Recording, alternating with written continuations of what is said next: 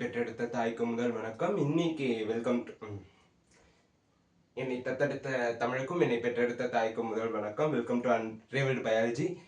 இன்னைக்கு நம்ம என்ன பார்க்க போறோம்னா, ரொம்பவே முக்கியமான ஒரு physiotherapy question, static and dynamic stabilisation of shoulder. இது வந்து ரொம்ப ரொம்ப முக்கியமான கொஸ்டின். இது வந்து இப்போ ரெஃபர் பண்ணிக்கலாம் நீங்கள் இந்த வீடியோ வச்சு. ஈஸியாக வந்து நான் புக்கில் பார்த்தா நிறைய கண்டென்ட் இருக்கும், பட் அதை எவ்வளோ ஷார்ட் பண்ணி எவ்வளோ கிறிஸ்பாக தர முடியுமோ அவ்வளோ நான் கிறிஸ்பாக கொடுத்துருக்கேன் இந்த வீடியோவில். Static stabilization, dynamic stabilization, first அது ரெண்டும் என்னன்னு தெரிஞ்சுக்கணும். ஸ்டாட்டிக் ஸ்டெபிலைசேஷன் பார்க்கும்போது, இப்போ ஒரு ஜாயிண்ட்ல வந்து மூவ்மெண்ட் இல்லைன்னா அந்த இடத்துல அந்த ஜாயிண்டோட ஸ்ட்ரக்சரை அப்படியே மெயின்டைன் பண்றதுக்கு யாரெல்லாம் ஹெல்ப்ஃபுல்லா இருக்காங்கன்னு நம்ம பார்த்தோம்னா அதுதான் ஸ்டாட்டிக் ஸ்டெபிலைசேஷன். அதுவே நம்ம டைனமிக் ஸ்டெபிலைசேஷன் பார்க்கும்போது, ஒரு ஜாயிண்ட்ல மூவ்மெண்ட் பண்ணும்போதும் அந்த ஸ்ட்ரக்சர் அப்படியே இருக்கணும். அப்ப அப்படியே இருக்கிறதுக்கு யார் ஹெல்ப் பண்றாங்க அப்படின்னு நம்ம பார்த்தோம்னா அது dynamic stabilisation. Okay, static stabilisation of ஷோல்டர்ல பார்த்தோம்னா ஃபர்ஸ்ட் ரொம்ப ரொம்ப முக்கியமான விஷயம் என்னன்னா, நம்மளோட ஷோல்டர் ஜாயிண்ட் எடுத்துக்கிட்டோம்னா அதில் வந்து போனி ஸ்ட்ரக்சர்ஸ் பார்த்தோம்னா அவ்வளோ வெல் டிஃபைன்டாக கிடையாது. கிளினாய்ட் கேவிட்டியே நமக்கு வந்து மோஸ்ட்லி வந்து மேடப் ஆஃப் லிகமெண்ட்ஸ். அப்போ அப்படி இருக்கும்போது இந்த போனி ஸ்ட்ரக்சர் மட்டுமே ஒரு ஸ்டெபிலைசேஷன் கொடுக்குமா அப்படின்னு பார்த்தோம்னா நாட் அட் ஆல், கொடுக்கவே கொடுக்காது. ஸோ அங்கே யாரெல்லாம் ஆக்ட் பண்ணுறாங்கன்னு நம்ம இந்த வீடியோவில் பார்க்க போகிறோம். கிராவிட்டி இப்போ நான் நிற்கிறேன்னா என்னோட கிராவிட்டி எப்படி ஆக்ட் ஆகும்? Up to down. எப்பயுமே வந்து கிராவிட்டி வந்து டுவர்ட்ஸ் சென்டர் ஆஃப் எர்த் தான் வந்து ஆக்ட் ஆகும். அப்போ எனக்கு கிராவிட்டி இங்க என்ன பண்ணுதுன்னா குவாட்ரலி டைரக்டட் டிரான்ஸ்லேட்டரி ஃபோர்ஸ், அதாவது குவாட்ரலி டைரக்டடான ஒரு டிரான்ஸ்லேட்டரி ஃபோர்ஸ் எங்க கொடுக்குது? ஹெட் ஆஃப் த ஹியூமரஸ்ல கொடுக்குது. அதாவது ஒரு டவுன்வர்டான ஒரு இன்ஃபீரியர் டிரான்ஸ்லேஷன் வந்து கொடுக்கறது கிராவிட்டி கொடுக்குது. இப்போ இதை வந்து ஈக்விலிபிரியம் கொண்டு வரணுங்கிறதுக்காக ஒரு கிரேனியலி டைரக்டட் ஃபோர்ஸ் வந்து வருது. இந்த கிரேனியலி டைரக்டட் ஃபோர்ஸ் யார் கொடுக்குறாங்கன்னு பார்த்தோம்னா active contraction and passive tension of muscles அங்க சுத்தி இருக்கக்கூடிய deltoid, supraspinatus, infraspinatus, teres minor, இந்த மாதிரி மசில்ஸ் எல்லாம் சேர்ந்து அதோட ஆக்டிவ் கான்ட்ராக்ஷன்னாலேயோ இல்ல பாசிவ் டென்ஷன்னாலேயோ நமக்கு வந்து ஒரு கிரேனியலி டைரக்டட் ஃபோர்ஸ் கிடைக்குது. இப்போ இந்த கிரேனியலி டைரக்டட் ஃபோர்ஸ் கிடைச்சாலும் பார்த்தோம்னா ஒரு ரிலாக்ஸ்டு அன்லோடட் ஆர்ம்ல இருக்கக்கூடிய மசில்ஸ் எல்லாமே எப்பயுமே எலக்ட்ரிக்கலி சைலண்டா தான் இருக்கும். எலக்ட்ரிக்கலி சைலண்ட் மீன்ஸ் அது வந்து லிட்டரலி அங்க மசிலோட ஒர்க் எதுவுமே கிடையாது. மசில் வந்து ஃபயர் ஆனாதான் அது கான்ட்ராக்ட் ஆகுதுன்னு அர்த்தம். அப்ப அங்க வந்து எலக்ட்ரிக் இம்பல்சஸ் நமக்கு தெரியணும். அப்ப எலக்ட்ரிக்கலி சைலண்ட்னு இருக்கும்போது அங்க வந்து மசிலோட ஆக்டிவிட்டி கிடையாது. Relaxed and unloaded arm. இப்போ வந்து அன்லோடட் ஆர்ம்னா நான் வெயிட் தூக்காம ஃப்ரீ ஹேங்கிங்கா விட்டேன்னா அதுதான் அன்லோடட் ஆர்ம். ஈவன் தோ நான் வந்து விகரஸா வந்து ஹேண்டை பிடிச்சி இழுத்தாலும் கூட மசில்ஸ் வந்து எலக்ட்ரிக்கலி சைலண்டா தான் இருக்கு. இப்போ பார்த்தோம்னா ஸ்ட்ரக்சர்ஸ் இன் ரொட்டேட்டார் இன்டர்வல் கேப்சூல் வந்து இங்க ஒரு பெரிய வேலையை பார்க்குது. நான் சைட்ல விடும்போது இந்த ஸ்ட்ரக்சர்ஸ் என்ன பண்ணுதுன்னா இதை ஸ்ட்ரெச் ஆகுது. இது ஸ்ட்ரெச் ஆகுறதுனால என்னென்ன நடக்குது அப்படின்னு பார்த்தோம்னா ஒரு நெகட்டிவ் இன்ட்ரா ஆர்டிகுலர் ப்ரெஷர் வந்து உருவாக்குது. அது அந்த பாயிண்ட் பார்க்கறதுக்கு முன்னாடி நம்ம இன்னொரு பாயிண்ட் பார்க்கணும். இப்போ கிராவிட்டி பார்த்துட்டோம். இப்போ இந்த ரொட்டேட்டர் இன்டர்வல் கேப்சூல் ஸ்ட்ரெச் ஆகுறதுனால அதனால ஒரு ஃபோர்ஸ் வெக்டார் உருவாக போகுது. இந்த ரெண்டு ஃபோர்ஸ் வெக்டாருக்கும் ரிசல்டன்ட் வெக்டார் ஒன்று உருவாகுது. அந்த ரிசல்டன்ட் வெக்டார் என்ன பண்ணுதுன்னா compresses humeral head in the lower portion of glenoid ஃபோர்ஸா. கிளினாய்ட் ஃபோர்ஸால ஹியூமரல் ஹெட்ட லோயர் போர்ஷன்ல கொண்டு போய் ஃபிக்ஸ் பண்றதுக்கு யாரு மேஜரா ரோல் பிளே பண்றாங்கன்னா resultant force of gravity vector and rotator interval capsule vector. இது ரெண்டும் தான் வந்து பார்க்குது. இது எதுக்காக அப்படின்னு பார்த்தோம்னா ஹியூமரல் இன்ஃபீரியர் டிரான்ஸ்லேஷனை அவாய்ட் பண்றதுக்காக தான் வந்து நமக்கு இந்த ஆக்டிவிட்டி நடக்குது. ஆல்ரெடி ஃபோர்ஸஸ் எப்படி ஆக்ட் ஆகுதுங்கிறத நான் வேர்ட்ஸ்ல சொல்லியிருப்பேன். இப்போ இந்த டயக்ராம்ல பாத்தீங்கன்னா இது ஸ்கேப்புலா, இது வந்து ஹியூமரஸ். இதுல நமக்கு வந்து எப்படி லைன் ஆஃப் கிராவிட்டி ஆக்ட் ஆகுதுன்னா parallel டு ஹியூமரஸ். ஹியூமரஸ்க்கு parallel நமக்கு வந்து லைன் ஆஃப் கிராவிட்டி ஆக்ட் ஆகுது.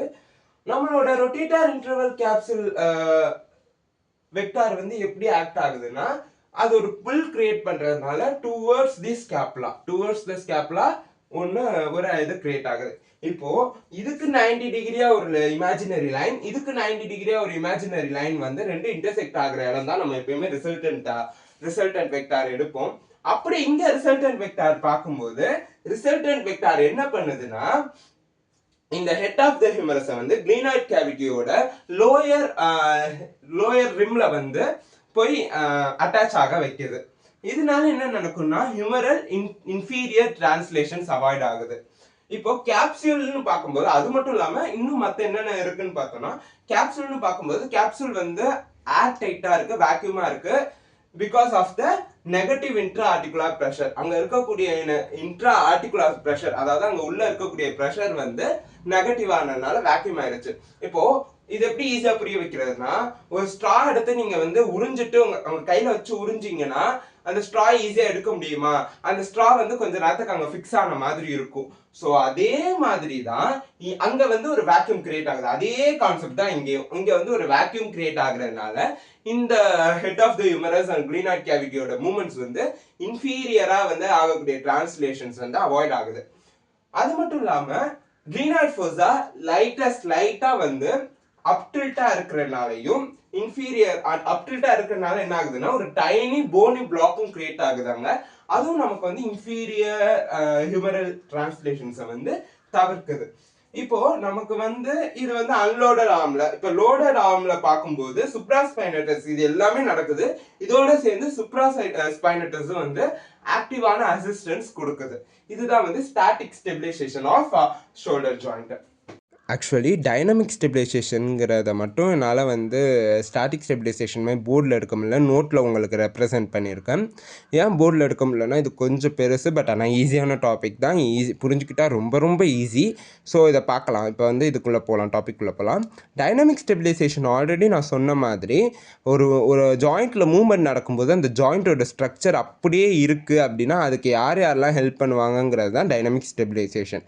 இப்போது டெல்டாய்டு ஷோல்டர் ஜாயிண்ட் எடுத்தோம்னா டெல்டாய்டு தான் வந்து பிரைம் மூவர். இதோட வேலை என்ன அங்கே அப்படின்னு பார்த்தீங்கன்னா abduction of shoulder joint and flexion of shoulder joint, இது ரெண்டும் தான் வந்து இதோட மெயினான ஒர்க்கு. இப்போது நமக்கு ஏன் இங்கே ஸ்டெபிலைசேஷன் வந்து டைனமிக்காக நமக்கு தேவைப்படுது அப்படிங்கிறத வந்து யார் ஹைலைட் பண்ணி காட்டுறாங்கன்னா line of action of deltoid abduction பண்ணும்போது நமக்கு தெரியும் ஏன் வந்து இங்கே தேவைப்படுது. எலிவேஷன் பண்ணும்போது கையை தூக்கும்போது இல்லை கையை வந்து தூக்கி சுற்றும்போது அந்த மாதிரி ஆக்டிவிட்டீஸ் எலிவேஷன் ஆக்டிவிட்டீஸ் பண்ணும்போது நமக்கு ஏன் ஒரு ஸ்டெபிலைசேஷன் தேவை அப்படிங்கிறத யார் ஈஸியாக ஹைலைட் பண்ணுவாங்கன்னா line of action of deltoid in abduction. அதாவது ஏன் தேவை அப்படின்னு தெரியணும்ல நமக்கு. அதை ஈஸியாக எப்படி தெரியும்னா இது டெல்டாய்டோட ஆக்ஷன்னால் தெரியும். இப்போது ஃபோர்ஸ் வெக்டார் எதோட ஃபோர்ஸ் வெக்டார்? டெல்டாய்டோட ஃபோர்ஸ் வெக்டாரை எடுக்கிறாங்க. டெல்டாய்ட் மசில்னு எடுக்கும்போது அது 3 செக்மெண்ட்ஸாக பிரிக்கிறாங்க. 3 செக்மெண்ட்ஸ் இருந்தாலும் அதோட ஃபோர்ஸ் வந்து ஒரே இடத்துல கோயின்சைட் ஆகுது. எங்கே கோயின்சைட் ஆகுதுன்னா மிடில் டெல்டாய்டை நோக்கி கோயின்சைட் ஆகுது. இப்போ பார்த்தீங்கன்னா அதை தான் இங்கே அழகாக சொல்லிட்டாங்க. அப்போ அங்கே ஒரே ஃபோர்ஸ் வெக்டார் தான், அது வந்து மிடில் ஃபைபர்ஸோட டைரக்ஷனில் தான் இருக்கும். மசில் ஃபோர்ஸ் வெக்டாருங்கிறத ரெண்டாக பிரிக்கிறாங்க. இப்போ இங்கே இருக்கக்கூடிய மசில் ஃபோர்ஸ் வெக்டாரை ரெண்டாக பிரிக்கிறாங்க, parallel vector and perpendicular vector. சரி, ஓகே, பேரலல் வெக்டார் சொல்லிட்டேன், பர்பெண்டிகுலர் வெக்டார் சொல்லிட்டேன். எதுக்கு பேரலல், எதுக்கு பர்பெண்டிகுலர்? இது எதை வச்சு சொல்கிறாங்கன்னா லாங் ஆக்சிஸ் ஆஃப் ஹியூமரஸ், அதாவது ஹியூமரஸோட ஷாஃப்ட்டுக்கு பேரலல் அண்ட் பர்பெண்டிகுலர்னு சொல்கிறாங்க. இப்போ ஹியூமரஸ் இப்படி இருக்குன்னா அதுக்கு பர்பெண்டிகுலராக ஒரு வெக்டார் வரைஞ்சேன்னா அது எனக்கு பேரலல் வெக்டார், அதுக்கு பர்பெண்டிகுலராக ஒரு வெக்டார் வரைஞ்சேன்னா அது எனக்கு பர்பெண்டிகுலர் வெக்டார். இப்போ எஃப்எக்ஸுங்கிறது என்னென்ன எழுதியிருக்கேன், பேரலல் வெக்டார்னு ஆல்ரெடி சொல்லிட்டேன்.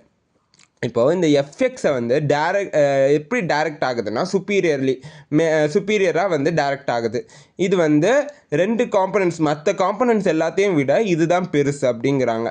கான்ட்ராக்ஷன் ஆஃப் டெல்டாய்டு வந்து ஒரு மேஜர் டெல்டாய்ட் கான்ட்ராக்ஷன் தான் வந்து ஒரு மேஜர் ஃபோர்ஸ் கிரியேட் பண்ணுது.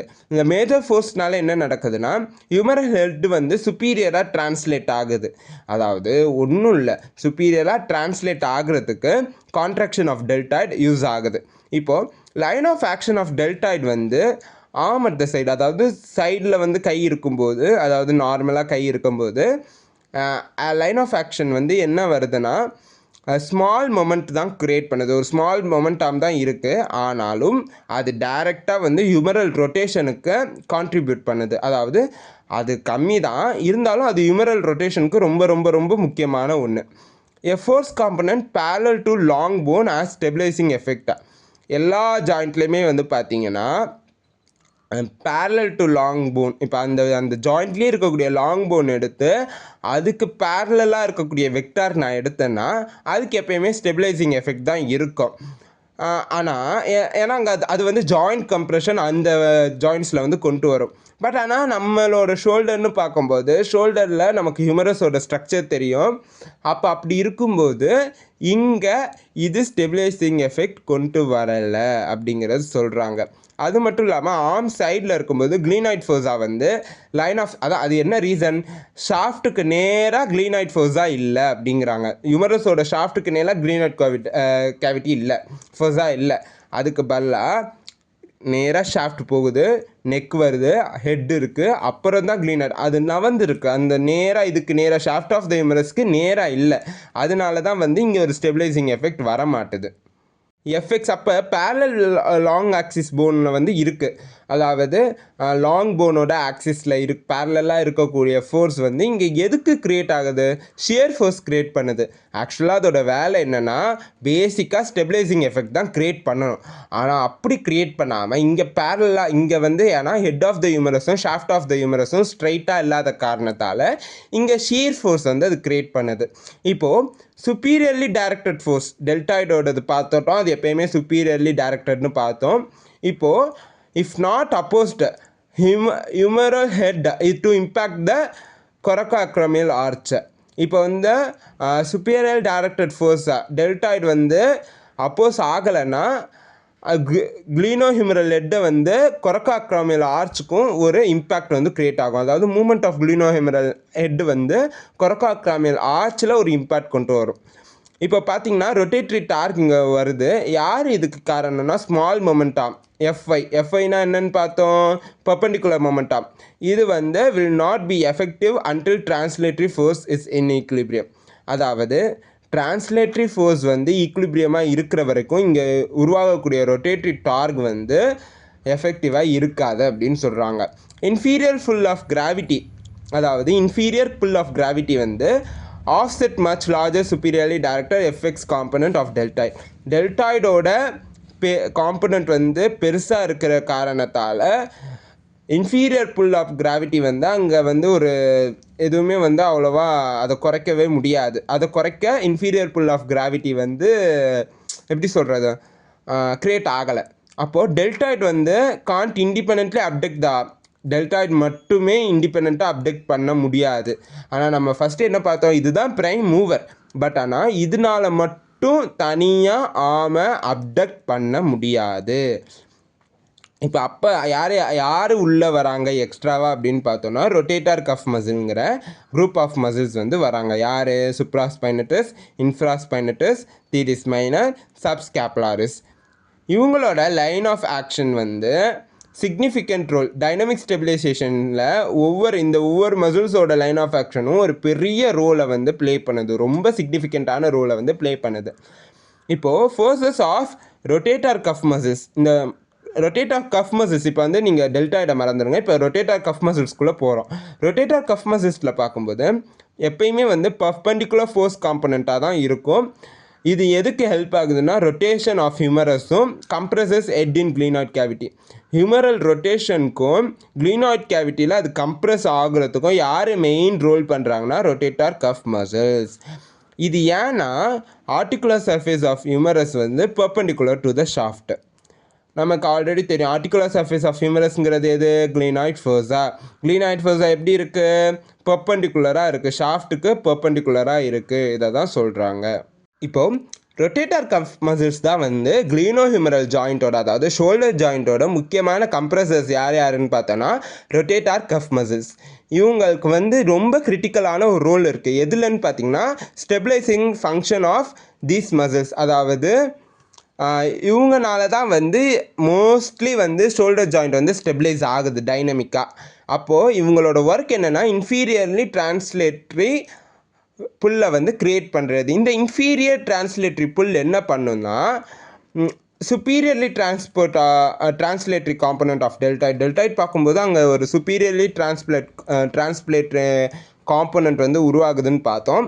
அதை ஆஃப்செட் பண்ணுறதுக்கு, அதை ஆஃப் பண்ணுறதுக்கு இன்ஃபீரியர்லி டிரான்ஸ்லேட்டர், அதாவது யூக்லிபிரியம் கொண்டு வரதுக்காக சுப்பீரியர்லி டிரான்ஸ்லேட்டரி காம்பனண்ட் ஆஃப் டெல்டாய்டை வந்து கம்மியாக்குறதுக்கோ இல்லை ஆஃப் பண்ணுறதுக்கு நமக்கு inferiorly translatory components of rotator cuff muscles வந்து ஒர்க் ஆகுது.